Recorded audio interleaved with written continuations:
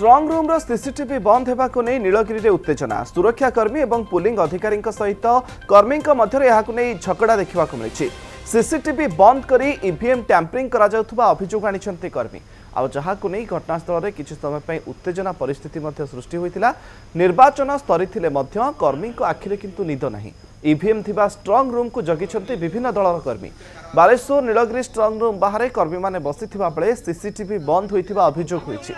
EVM गुड़िक CCTV नजर रही कर्मी माने बाहर रही सीसीटीवी उपर नजर रखिछन्ति चलित वर्ष नीलगिरी में मोट 219 मतदान केन्द्र में मतदान होता आसबू केन्द्र ईवीएम एठारे रखा जाइछि तेबे ईवीएम बंद होगाकु नहीं सन्देह चक्षुरे देखिछन्ति विभिन्न दलर कर्मी आम रिप्रेजेंटेटिव हिसाब से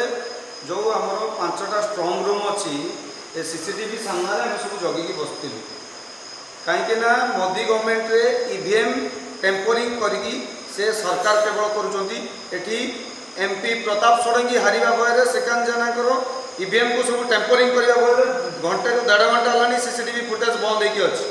जोटा कि आम मनरे सन्देह बुझुचु तेणु जल्दी तार समाधान करा नले आमको परमिशन दि जाऊ आम जाकि चेक करूँ